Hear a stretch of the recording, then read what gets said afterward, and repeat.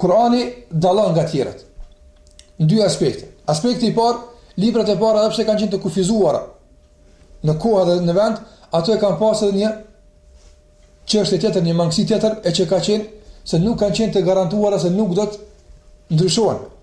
Andaj Allahu e ka zbrit, mirë për nëse njeriu i prirur nga epshi i tij, i prirur nga shejtani i tij, intervenon me dorën e tij që ta ndron ndonjë citat, ndonjë nën të librit të Allahut, atëherë Allahu nuk e ka marrë përsipër se të ta ruan librat e mëhershëm.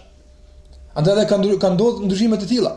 Kanë ndodhur ndryshime në Tevrat, kanë ndodhur ndryshime në Injil, bile kopje të shumta të Injilit që ende nuk dihet se cila është ajo që e ka pas Isau alayhis salam e kështu me radhë.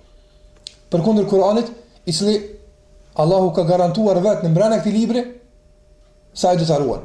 Është interesante se këtë ajet s'ka karon men asnjë popull të mëhershëm që ta futin në librin e tij. Spaku që të figuron i tillë. S'ka pas mundësi që ta futin në ajet të tillë se Allahu ka merrujt. Asnjë libër nuk e ka këtë garancë. Kjo nuk ka rastisht. Njerëz kanë ndryshuar këto libra shumë. Njerëz kanë futur këto libra shumë, mirë po që Allahu ka dashur që mos ju bie aty ndërmend që ta futin këtë ajet mbrana librave aty që Allahu ka garantuar se do ta ruan këtë libër. Kjo është ursi e Allahu xhalla xhelalu se i vetmi libër që ai ka garantuar të ta ruan është Kurani, ku Allahu xhalla wala thot inna nahnu nazzalna dhikra wa inna lahu lahafidhun. Ne kemi zbrit për kujtuesin, ne e kemi zbrit Kur'anin, edhe ne do ta ruajmë atë. Prandaj nga metodat e rrugës së Kur'anit sot nuk është vetëm shkrimi, sikurse mbështetjen e të gjitha fetë të tjera. Tek muslimanët ekziston edhe një element tjetër që ndikon në ruajtjen e Kur'anit e që asnjë popull nuk e ka, ajo është mësimi përmendshëm i Kur'anit.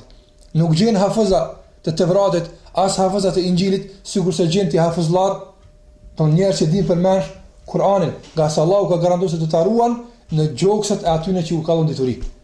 Në kjo është nga metoda që Allahu e ka përdorur për mbrojtje librin e tij. E dyta e ka bërë libër të fundit, që jep me kuptu se nuk ka nevojë më për udhëzime, nuk ka nevojë më për intervenime hyjnore nga ana e Allahut azza wa jall për drejtimin e udhëzimit të njerëzve, nga se e tëra çka atyre u nevojitet për të gjitha kohrat, për të gjitha vendet, gjenden në Kur'anin e Madhëshëm. Kur'ani e sfidon njerëzimin me shejku të tërë, edhe ende nuk ka pas mundësi që njerëzimi të del në ndonjë situatë të caktuar ose të ballafaqohet me një sfidë të caktuar, e që shërimi ose përgjigjja e kësaj sfide ose e këtij ndryshimi nuk ka qenë në librin e Allahut të Madhruar.